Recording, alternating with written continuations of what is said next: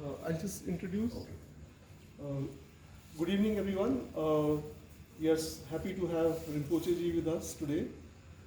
He has come after a gap of 3 years, and we have been having some informal uh, chats with him. So we take this opportunity to maybe go into something deeper, and he will talk for about half an hour, and then we can ask questions. So when we are asking questions, if we can keep our questions brief, and also maybe one person can ask one question, and then we'll see if there is more time, and then other people can also ask questions. So maybe we'll give a chance to everyone to ask a question if possible. So you can begin now, sir. Thank you. Good afternoon, everybody. I'm happy to be here to see all long-time friends and co-learner, I should say, like-minded people.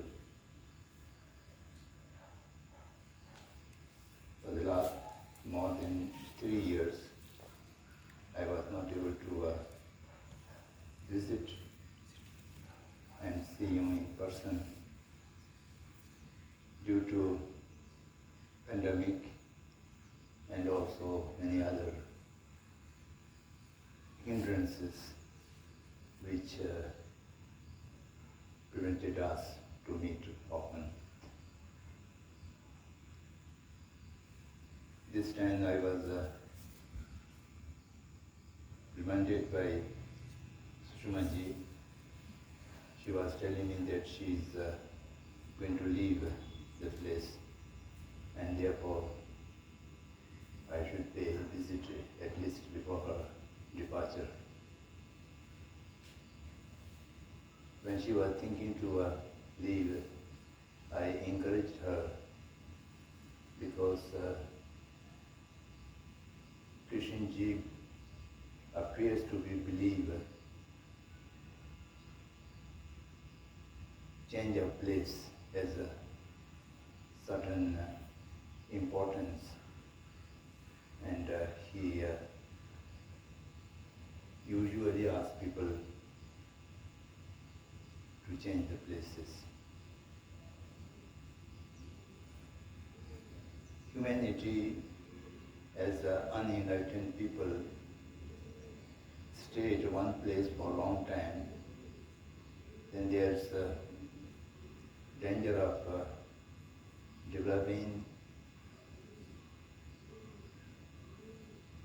a kind of attachment or ownership, sense of ownership. Not very apparently, but in a subtle way, it may enter into one's mind. So therefore, Buddha also encourages the monks to be mobile, not stuck in that one place. The ancient Tibetan sadhaks also used to change the place quite often.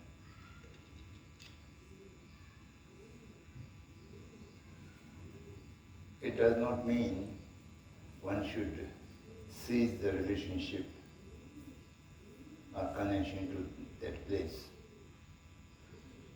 Relationship with people and place should remain as far as possible permanently. Even life after life, we should have some kind of connectedness with all sentient beings and with all places with which we have some kind of karmic connection, relation, so that should be maintained. But at the same time, to move from one place to another place is also considered to be important.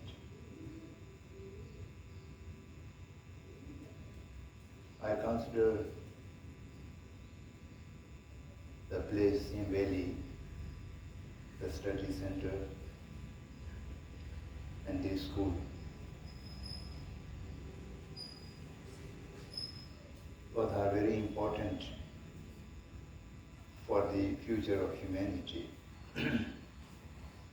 As you all know, Jiddu Krishnamurti appeared in this Jambudip in India for a specific purpose. And there might be confusions, misunderstandings, and misinterpretation about his work and life and how he was spent his whole life in teaching the humanity something unconventionally and something quite different from well-set traditions. And that was a necessity for the human mind. And to promote this work, two things here have chosen: to establish schools and to establish study centers.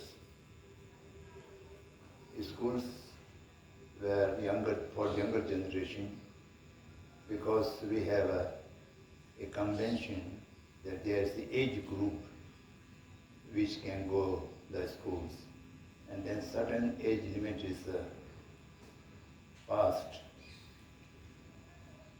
then there's no way to join the school. Then study center is for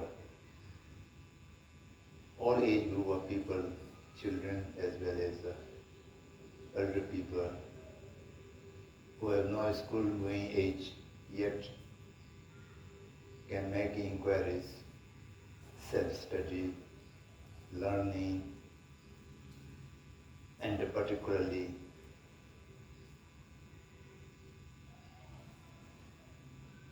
exchange the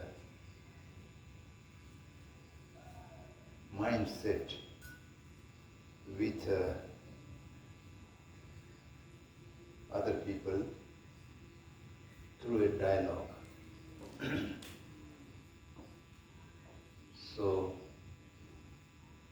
the dialogue has become popular and famous in the cave cycle. That's one of the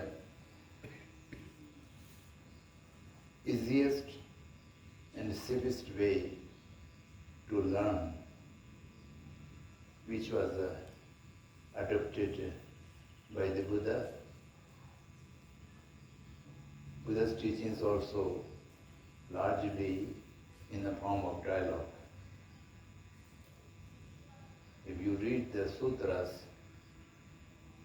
they are mostly dialogue between Sariputra and Lokiteshvara and Mahakashyapa and the other great disciples. And Buddha utters very few words at the end or in the beginning. Later on, Plato and Aristotle, Vesta and Sandrayasha and wise people also use this method as a vehicle for understanding or to work for insight or understanding or realization. Mere knowledge can be acquired from simple information, but realization and insight cannot be evolved just mere through imparting a message or information. The today's modern education system become just a combination of information. Therefore, he was trying to promote a different way of imparting insight to the children without any comparison and competition. A sense of oneness among humanity was tried to create right from the childhood. So, if we say the legacy of Krishnamurti, that lies in not only the books published or the audio visuals, but the living legacy lies in the study centers and in schools. So this particular place was also chosen by him intentionally, and he have done certain particular work to energize this place right at the beginning. I was just talking with him how he started with 3 person and what conversation they have going on. And the place is small hilltop. I used to go every time, but yesterday it was some round way. I could not reach. I will go tomorrow. The tree, which is as an insignia of the study center and school. So there he sat for a moment and make this place the place of the school and the study center. Of course, he totally rejects all kind of rituals, but he at many times does something which might appear to us as rituals, but we should not think those are as rituals.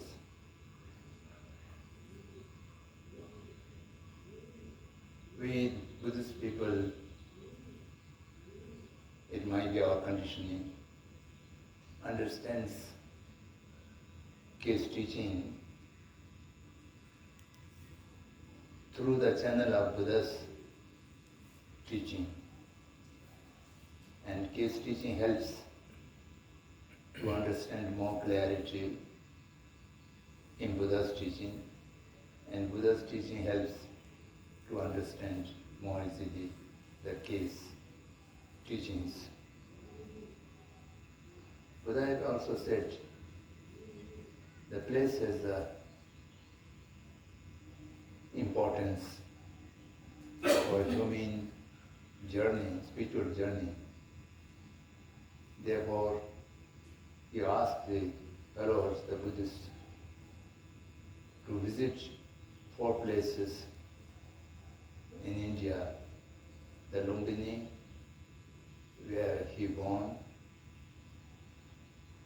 the Bodh Gaya, where he attained the enlightenment; and the Sarnath, where he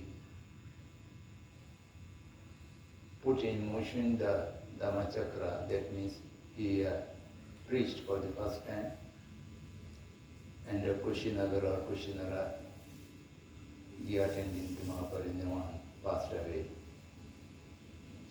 So these 4 places he intentionally chose for this work, and he asked the followers also to visit there. So we people who are staying permanently in these Krishnamurti study centers and schools, or visitors for short period of time, should make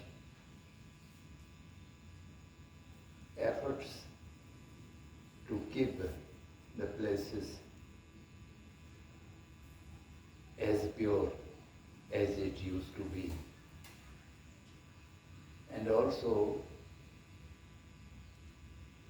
to feel the vibration or the environment of the place for one's own awakening of wisdom.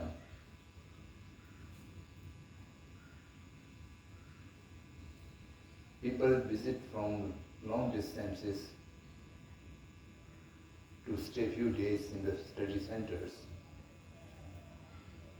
is not only for the sake of reading books or watching the videos of cave. They just wanted to feel that place and stay for some time, and that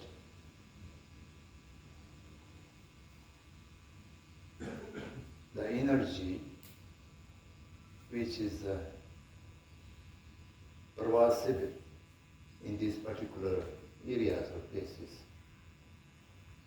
where K have intentionally created the purity and the energy. We must use them properly. Then of course,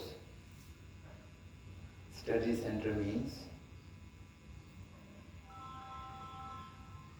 not a retreat center. Today in many places, the spiritual organizations or even social organizations used to have retreat places. Retreat place means mostly for resting. Busy people try to go out of the day-to-day routine work and have some relaxation. They go to the retreat. We also do retreats. He also spoken about the retreats. That's entirely different connotation. So, but we do not name the places as a retreat center. We name it a study center. Study in our language, then Shodh. Both of them refers to a specific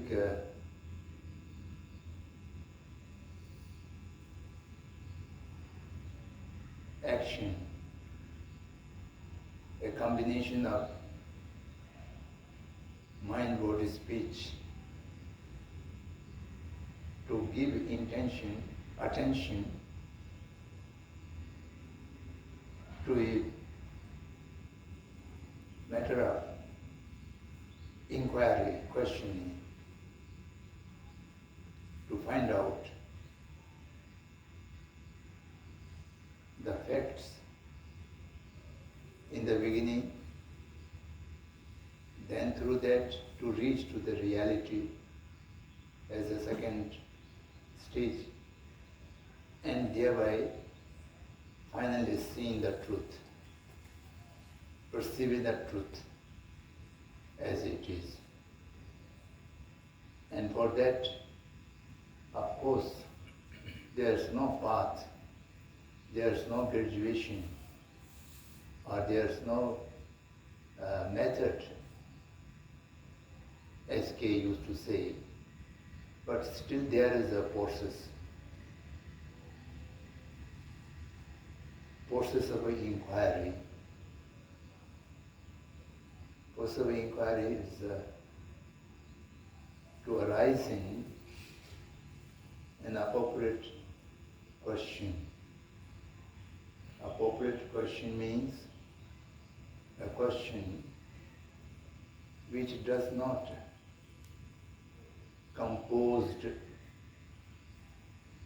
by a particular questioner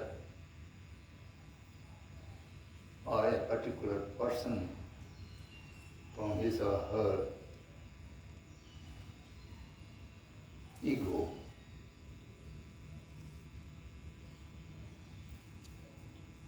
putting the person, the I in the center, and from there whatever question may arise, that may not be a appropriate question, or even you get answer to that question that is a conclusion. That conclusion is also a part of the thought process. But we must try to formulate a question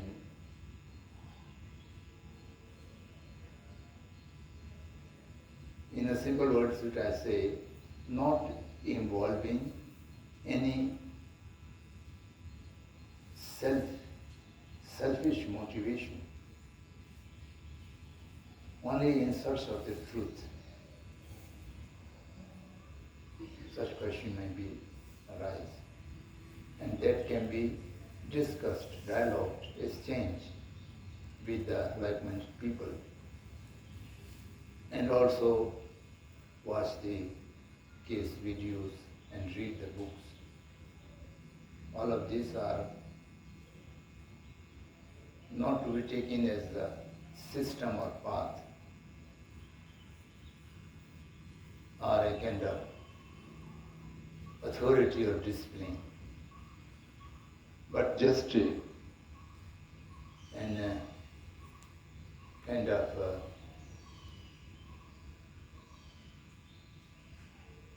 articles which we may use in the process of inquiry, and which might help to give the capacity to ask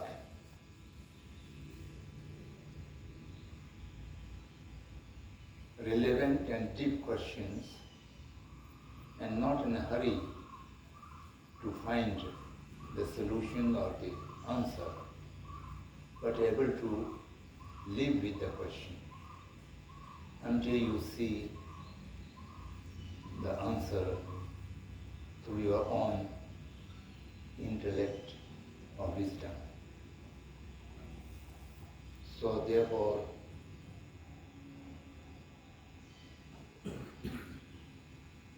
we should understand the importance of the study centers, the schools,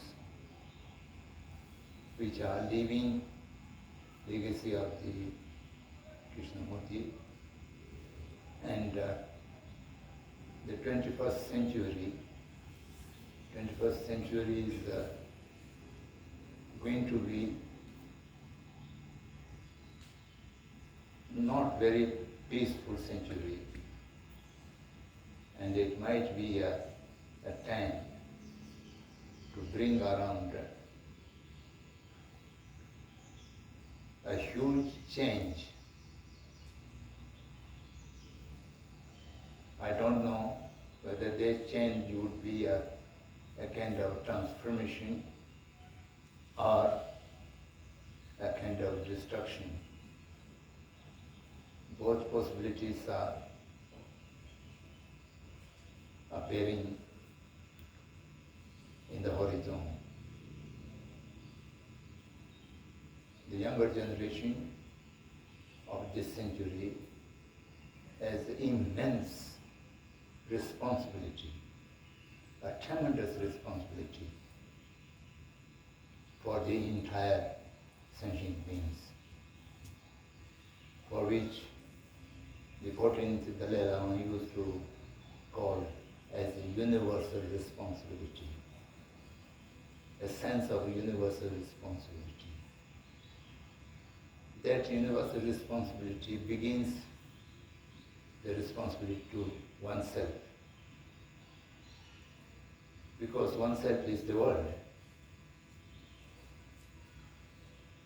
And you have to make yourself transformed so that you can become an instrument for the transformation of the world. There is a movement in the France and other places for the last few years. That movement is called Bidolu Bidolu. That means better we, better world. So it long sentences, better me, better we, better world. So this is the sequence how to perform our universal responsibility, because we cannot reach the entire universe. Our reach is to oneself and then surrounding. So this responsibility is very, very important. And for the younger generation, I would call be conscious of this responsibility. And for that, how his teachings are important. And for learning the teachings, how these places are relevant and important. And we should have a sense of realization of this. So this much I wanted to say. And then I welcome any comments or questions, as much time you have fixed. Thank you very much.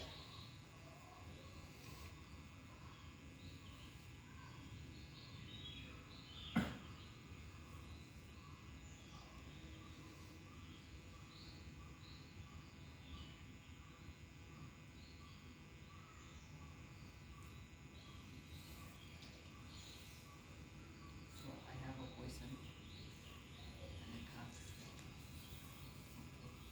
You will conduct the questions.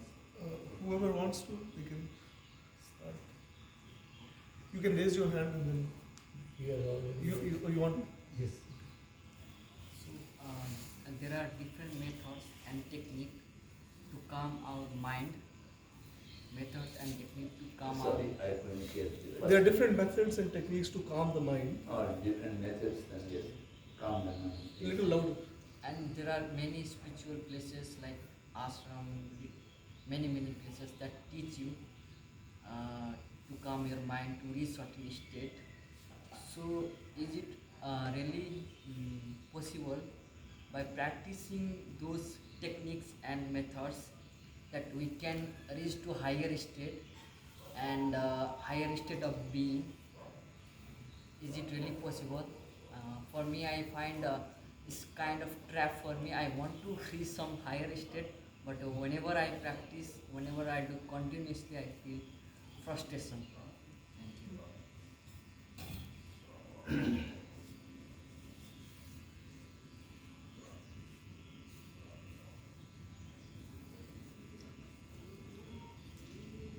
Many methods to stabilize or to calm the mind exist, that's true. Many places of learning, educational center, ashrams are also available.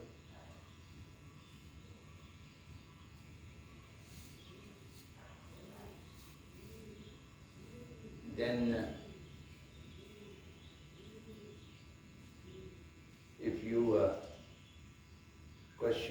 your question is relating to which would be better, that is in a way to compare those places or those methods or those teachings. So in a spiritual realm, comparative study is not possible. comparison cannot apply for understanding any spiritual method or path. You have to find for yourself which is most appropriate and which is most suitable to yourself. And after finding that, respecting to all different teachings, but for one's own practice, you have to choose one. Choose one doesn't mean that is the best and the others are inferior. Choose one means which is more suitable for one individual. It's like food. There are so many delicious foods in the world, and it may not be same to everyone. One delicious is necessary to the other people also. Everybody has biologically suiting and not suiting different foods. Similarly, the mindset is also, that's why in this world so many spiritual traditions arise and they are grown and they are still exist. So one method and one thing is suitable to all. As we discussed it several times, if someone attracted by Krishnamurti's teaching, then we shall have to understand him what he was talking about at the first time. And each word he used has a specific connotation, meaning, which is attached by himself. So that can only understand you listen him for a long time or you read him extensively, thoroughly. Then you will understand what he was talking.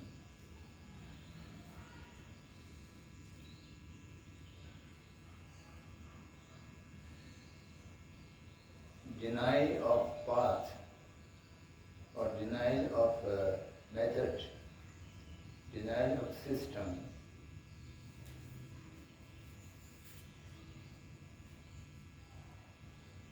become a separate path or an additional method, then perhaps you are not able to realize what he was talking.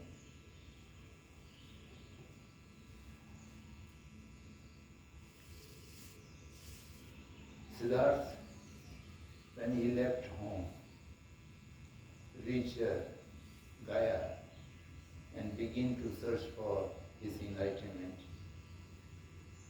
he conducted many teachers. And each teacher's method and path he tried to understand and put into practice. And finally, he renounced all of them, 6 of them. And then, after 6 years, he was able to find his own way to transform, to enlighten.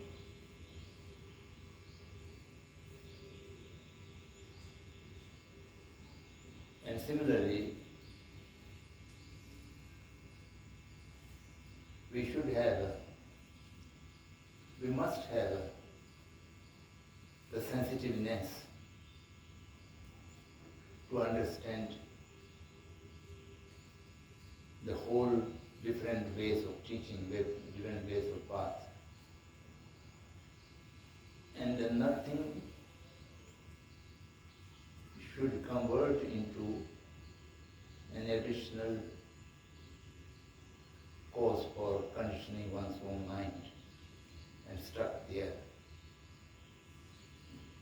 The medicine must not be converted into poison.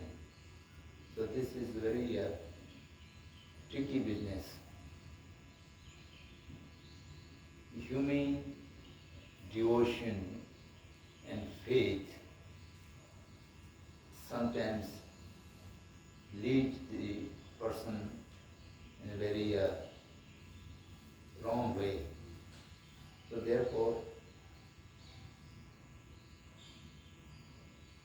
a great alertness, observation and mindfulness should be there. Am I putting the method or the path which I choosing is really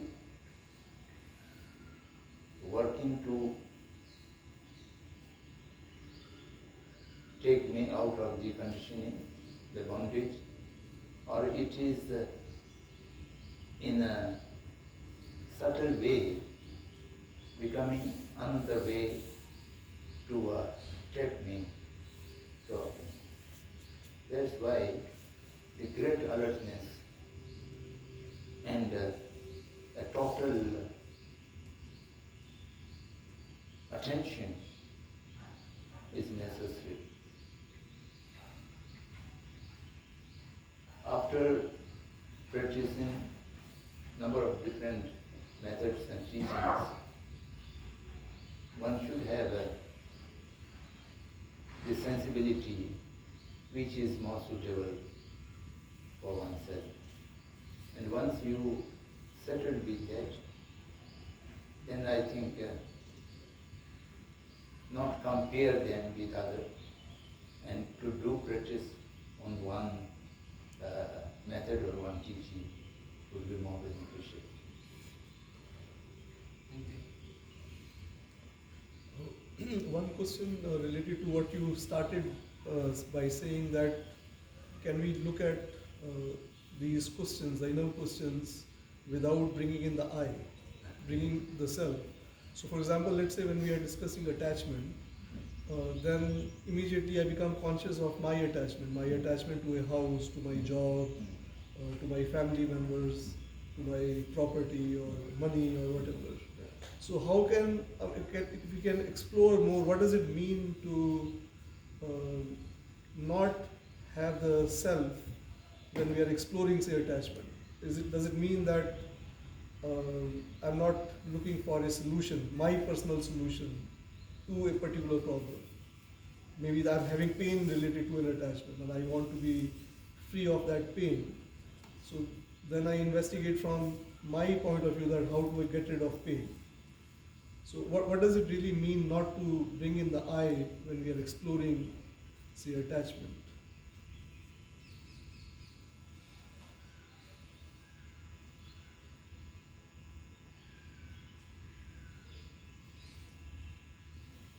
Exploring attachment as itself, then you also exploring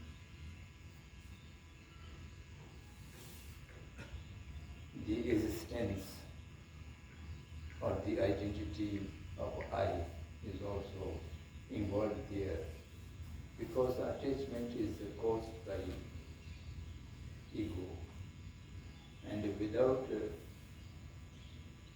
touching to the ego, you cannot just exploring the attachment. Attachment is a particular negative emotion, and which is created through the ego, which comes out of the ego. If there is no ego, then attachment will not be arising. But when we inquire into a spiritual realm, we are not inquiring into one or each of the negative emotions, that can be how encounter the negative emotion, how can reduce the negative emotion. And in that also, not involving I means here the negation of inherent independent existence of I, which always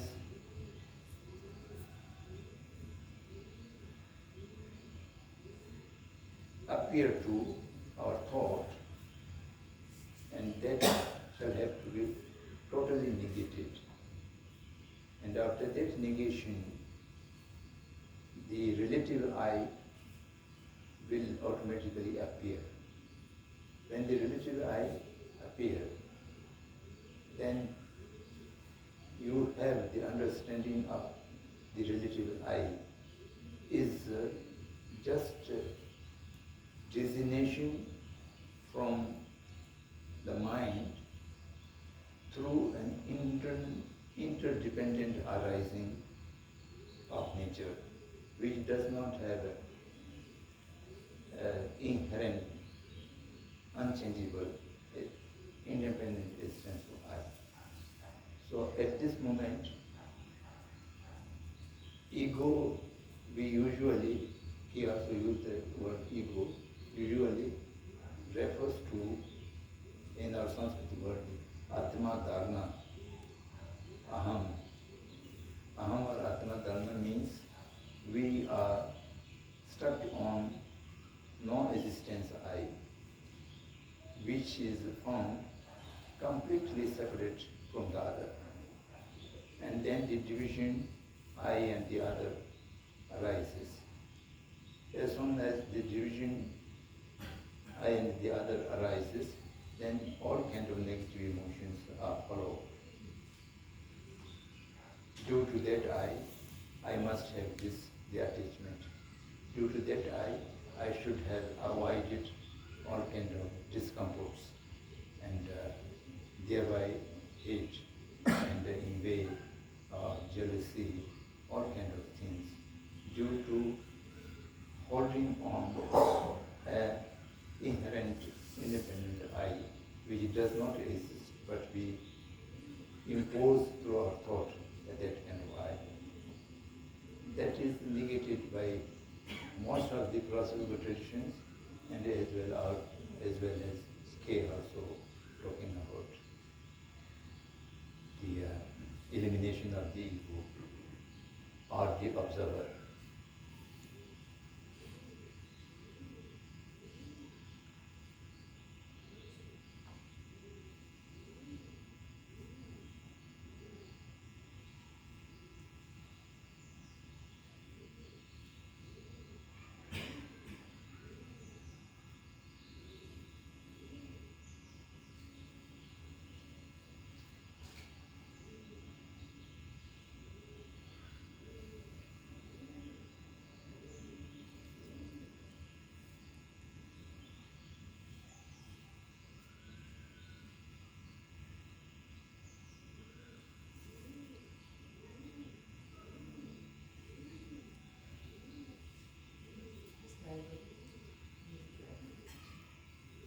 Shubha. You mentioned that when a question arises, one doesn't necessarily need to seek the answer, but one must stay with the question. So what does that mean? Because usually when a question arises, it's because it is something that one needs to clarify. It's different from what one is habituated to.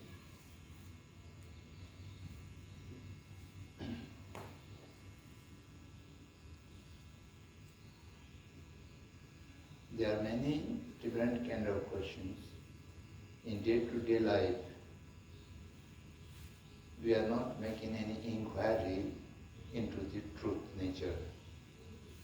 We are just in a relative realm, don't know something and you ask what is this and why this, so this kind of question, of course, they need to be answered. What I'm talking about is the process of spiritual journey. I started it in the study centers. We are supposed to study. And how to study? By inquiry, by dialogue, by discussion. And in that inquiry, we are not asking any specific situation or number or color, something like that. We are just looking into the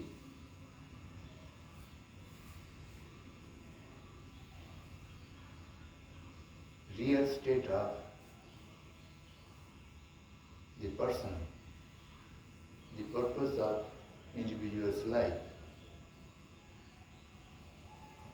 and seeing the limitations and conditioning of the individual. And we are trying to see, can I come out of this whole bondage, the conditioning? Or there's no way to get out of this conditioning. If I need to come out of this conditioning, I need to be reached to the state of freedom.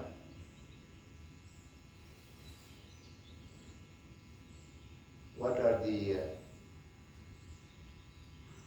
opposites which I am not able to overcome? What are the hindrances which I am not cross over? Seeing the present state of mind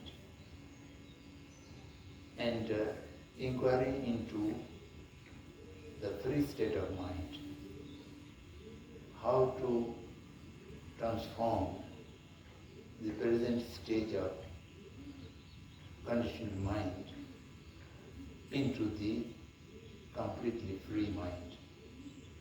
So that was the whole spiritual business. And in that realm,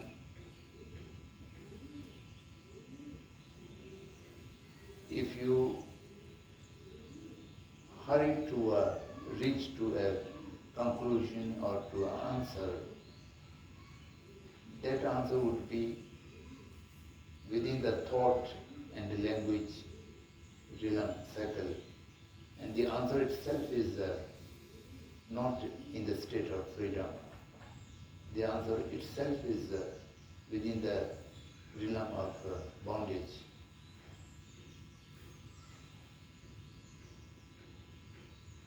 We always come to remember the Buddha's Four Noble Truths. There is a suffering, and there is a cause of suffering. There is a freedom from suffering, and there is a way to get that freedom. So similarly, he is also saying that we are limited, we are not free. There is a lot of conditioning. And the conditioning has a cause. And we shall have to find out how to eliminate that cause. And if we are able to eliminate that cause, we are already in the freedom. So this sequence is the same way or they compatible with each other. So in this realm, when we ask, we are trying to find out how the conditioning of mind is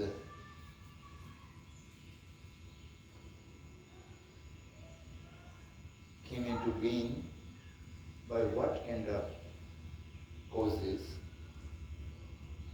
and those causes are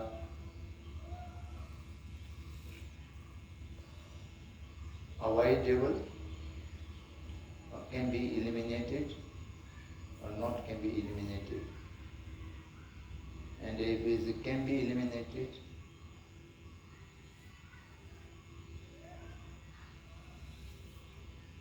what is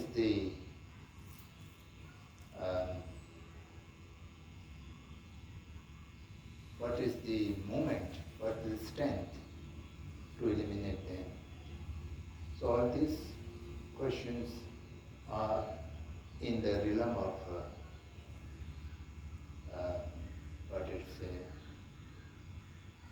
in the realm of metaphysics sphere. And in that, there might be, I do not deny completely, there is no answer.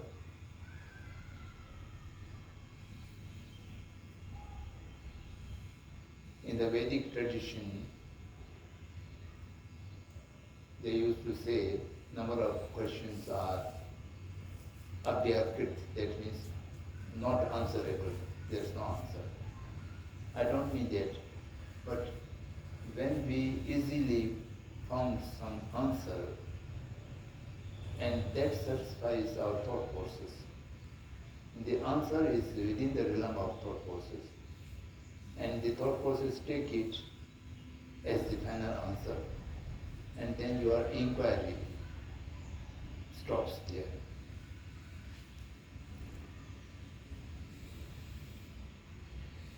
The Krishnamurti is talking that the inquiry will come to an end when you are transformed. When your mind is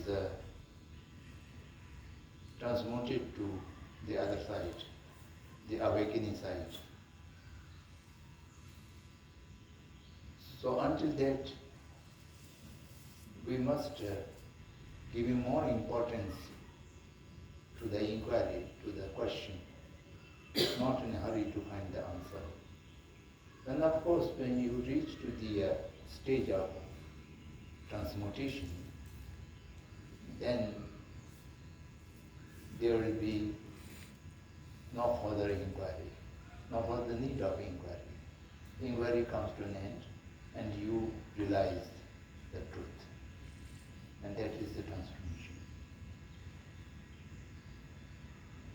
So these words are very loaded, and it may not be easy to communicate, because whole at this moment our communication is within the thought realm.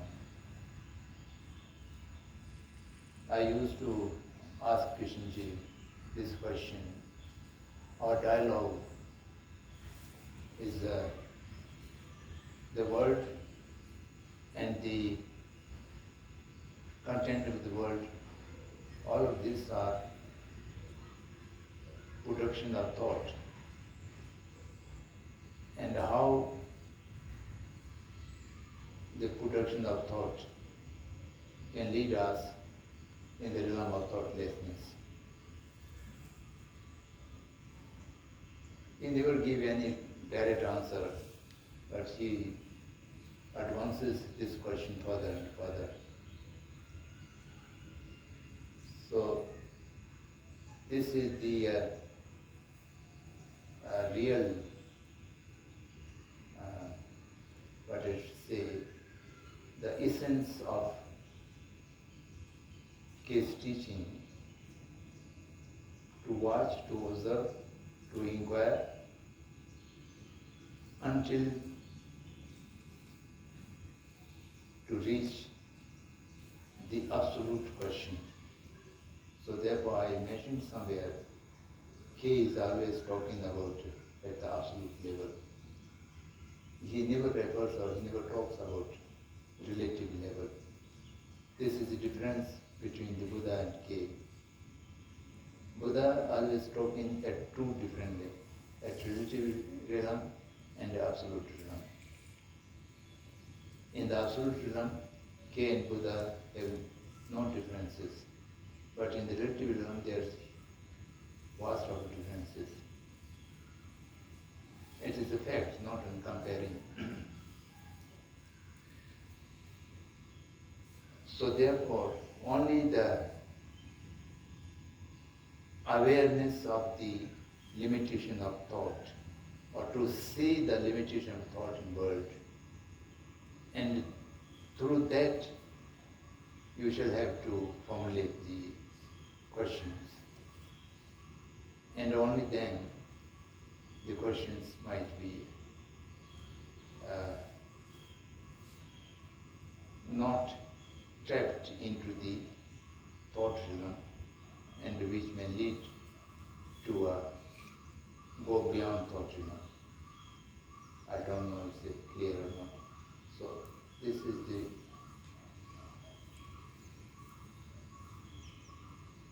is the only explanation I can give. The rest one shall have to be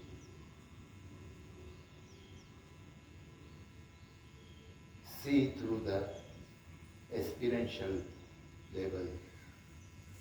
And if you see at the things at experiential level, then even then you might not have some verbal answer which can be put into explicit words.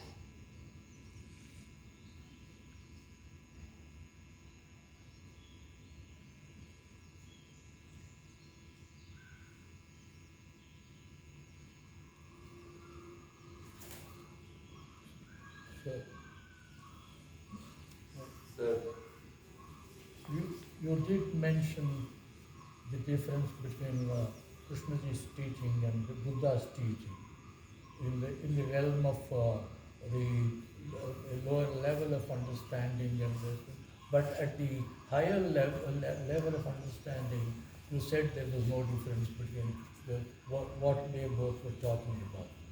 But but as far as I understand, Krishnaji never made a different level of anyone asking him a question as to the existence of different levels. Either you understand or you don't understand.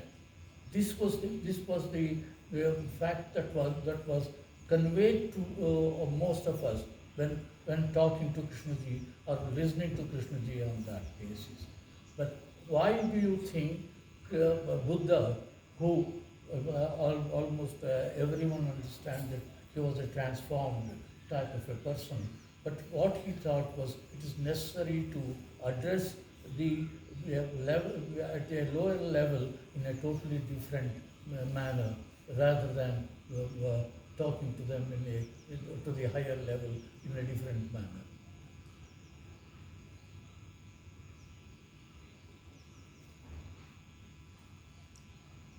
Buddha explicitly divided the truth in two categories, the relative truth and the absolute truth. In our own language, the Samdhong Satya and Paramarth Satya. Paramarth Satya is dealing with the truth, the real truth. And the Samdhong Satya is a truth which is appearing to the thought of many persons. And my Samdhong Satya would be different from your Samdhong Satya. So Buddha had these two levels because he wanted to take care of those persons who have no capacity to realize or to understand the Paramat Satya immediately. They need some preparation, they need some graduation, step by step going up. And therefore, the Buddha, the Mahavir, and other teachers almost little different expression and technical words, but everywhere the true level of truth is being expressed. So by that way, who have no capacity to understand the higher level. Then later on, what happened? The understanding of Samdhong, Satya, the relative truth, become a cause of conditioning. I mentioned it several times yesterday also. The majority of the philosophical traditions and religious traditions, the essence is disappeared. There's no real tradition exists. But the name and the institutions and the persons are remained. Then they use them for the division, for the conflict, and for the many other things, which does not help anything for spiritual advancement. And therefore, a negation of all these traditions become necessary. So that's why the key right from the beginning, his first statement was, the truth is pathless land. He denied the path. He denied the path because the people have made the misunderstanding of the path as one of the greatest cause of conditioning, cause of division. My path is better than the other path. My path is alone the real path, the others are all useless. So by that way, the humanity is divided into many segments, and similarly, the practice in the path become more and more bondage. So that shall have to be removed. For that purpose, his method was only to remain with the absolute truth and not referring, not talking anything about the relative realm, so that the relative realm may not aid into the cause of conditioning. That is my understanding. May I ask one more question? Please. Or if there is somebody else who can.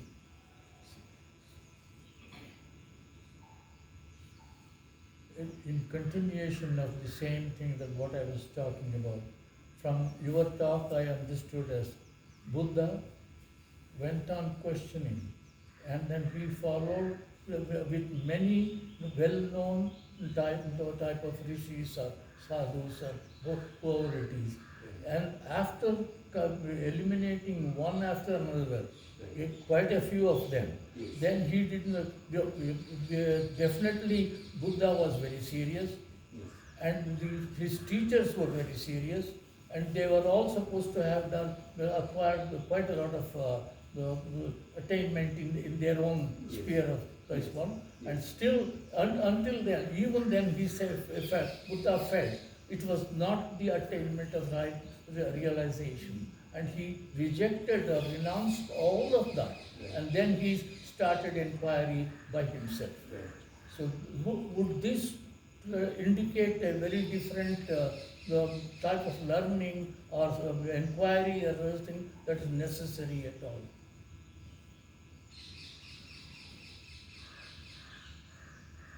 Siddhartha, his journey to Buddhahood, have shown to the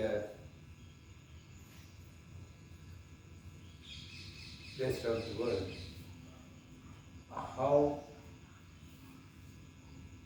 a teacher, an authority, a method which is not evolved from serious self-inquiry cannot give you the freedom. I think this is symbolically shown to the world that no other person can give you the freedom.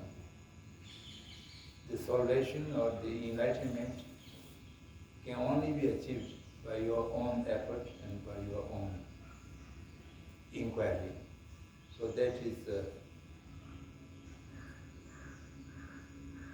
a kind of showing the evidence by Siddhartha himself.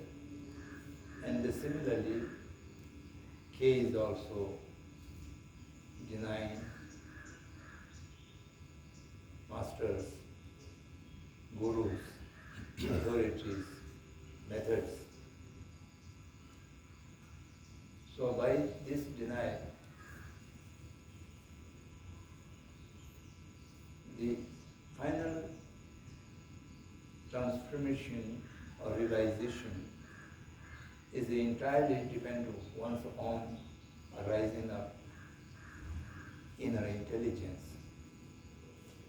That both of them is treated the same way. But in spite of that,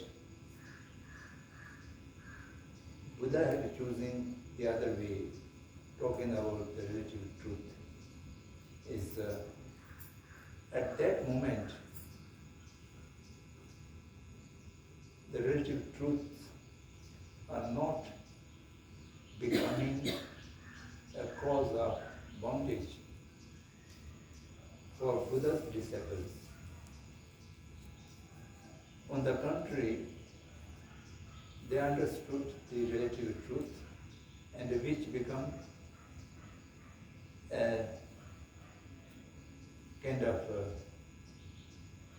assistance or kind of leading to the understanding of ultimate truth. So in the 20th century, when all the real teachings of religion have become decayed, disappeared, then the whatever talking the relative truth, the methods and the path all become the humanity have used them for the cause of conditioning and bondage. So therefore, he had to shake the entire human mind. So that's he always remain in the ultimate realm. That does not mean it conveys nothing. By that way also, many people can realize, even they easily realize how the path, the so-called path and methods, not allowed to become a kind of hindrance or bondage for themselves. So this is his way of teaching.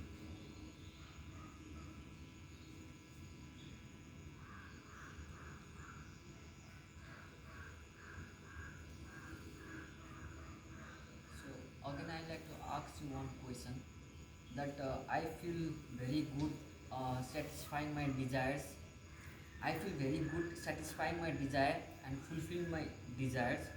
Though I find there is some kind of limitation and some kind of obstacles I feel in the process of fulfilling my desires and all these things. But after reading Krishnamurti and coming to the dialogues and whatever he is saying I'm listening. I feel that that kind of nothingness inside me. There is nothingness means I feel that nobody, and there is nobody. Like I am nobody. And in this case, how am I able to live in this society if I become nothingness? And is it able to, like fulfill myself, my desires, and to be absolutely nobody? Is it possible to be nothing in this society?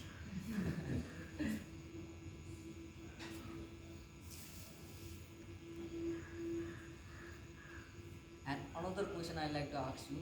What? Now, let him.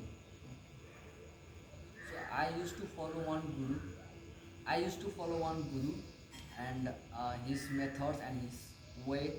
So he have given me some kind of glimpses of samadhi and higher state.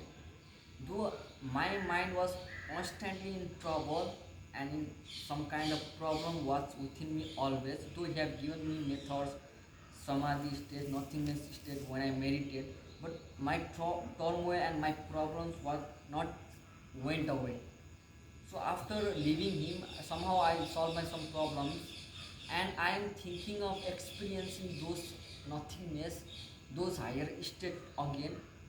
In the process of following him, I find once again in turmoil inside me.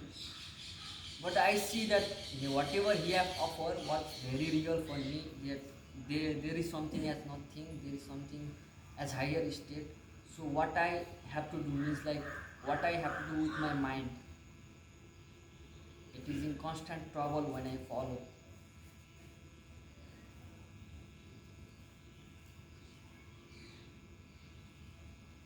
I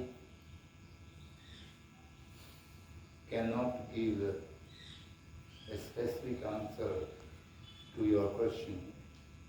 Perhaps we discussed this question earlier also.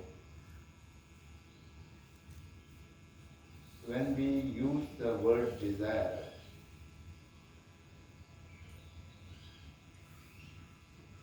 all kind of need, feeling of need should not be in the category of desire. The wish and the desire are two different things. You can wish to fulfill your need, but when you desire something, that is a result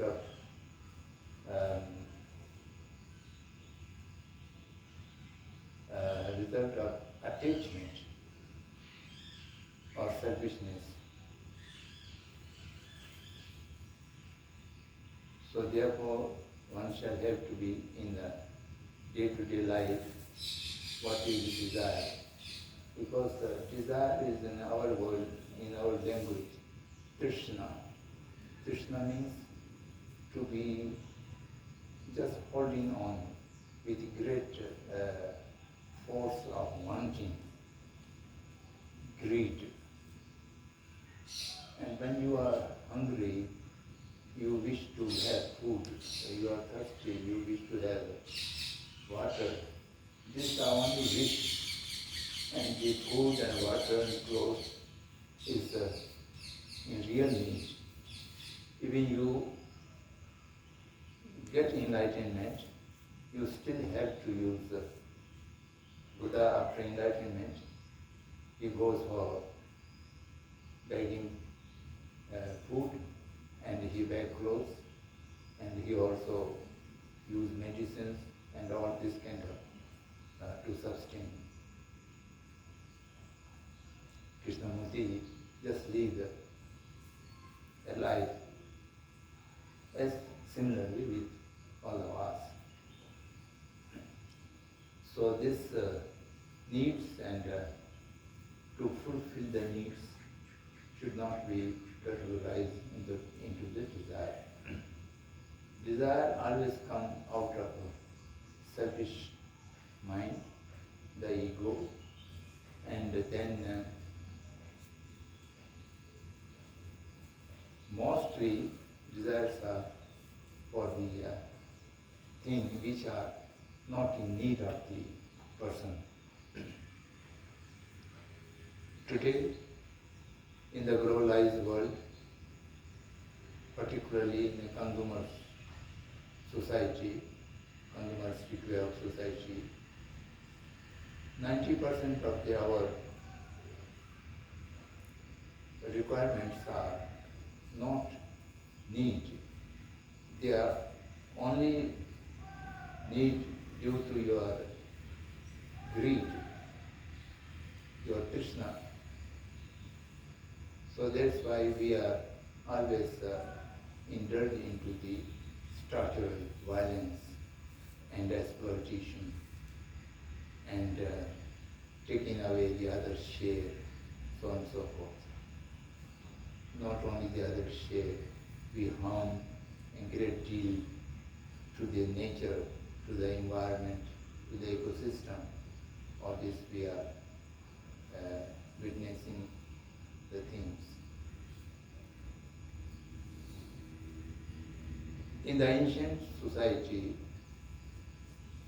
people have the real understanding of what is need and what is greed.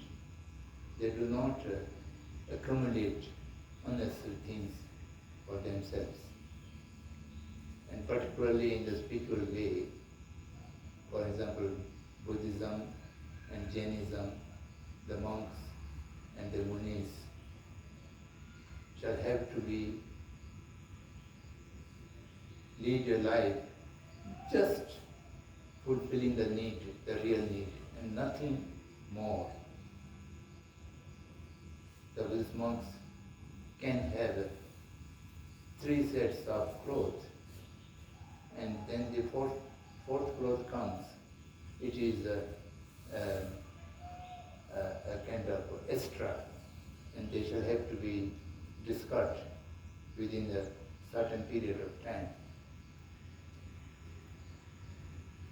So when you read Krishna and practice them and you become desireless, if that is the real thing, then I think it is okay.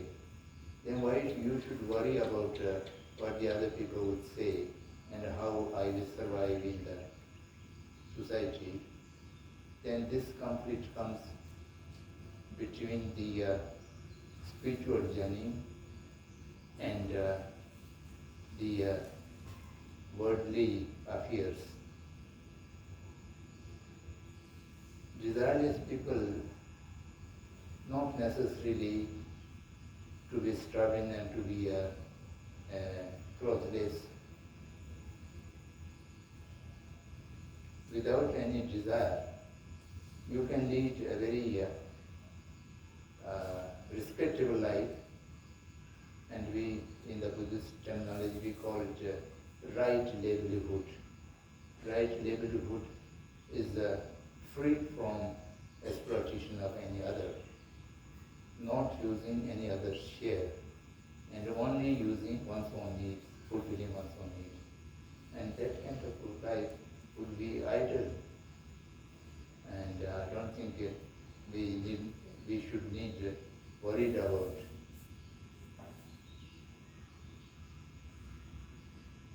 One is leading a righteous life. The society may not be accepted or may not be appreciated. In spite of that, one's own spiritual journey is much easier and going ahead. But I don't think for that anyone need to be worried. Since we are born as human beings, we can manage our life desirelessly, and that desireless life would be much better than with full of greed and desire. Then following a guru, of course you ask someone else I should follow that guru or not. No one would advise you that you should give up that guru.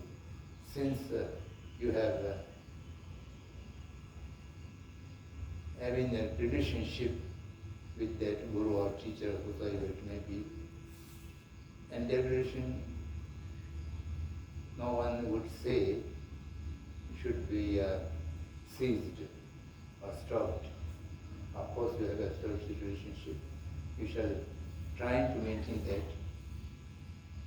But to become a disciple, a maximum qualification for discipleship must be fulfilled. That is the capacity to understand the teacher's instruction in the right way. If the teacher instructs something against the morality or against the conducts which are prescribed in the one's own religion or canon, maybe Buddhist or maybe Vedic or Sanatana or whatever religion you follow, then that kind of discrimination, what instructions should be followed faithfully and what instructions shall have to be denied. And with logic that your instruction is not in consonance with the basic morality or tradition of their own. So this can be explained. And anyhow, if you oneself finds following a particular person is not useful for your spiritual journey, then you can distance yourself. Of course, without any disrespect or harming to the smooth relationship, one can withdraw slowly. But I am talking in general. I am not suggesting you to do that. Actually, in the Buddhist tradition, we never use the word guru in the Paramitayana. Paramitayana means in the common conduct. The guru word is only used in the Vajrayana. Vajrayana is the highest level. Otherwise, the word Acharya, Upajya, and these are being used. And particularly, the word for used teacher is Kalyan Mitra. Kalyan Mitra means a person with whom you can inquire, you can learn, you can accumulate information at an equal level, not an authoritarian or not a kind of dictator. Kalyan means a good thing, Mitra means a friend. So, for such Kalyan Mitra should have 10 basic qualifications. Among them, most important is immense compassionate mind for the disciple. And in that case, there should not be any problem to discuss the things with one's one teacher.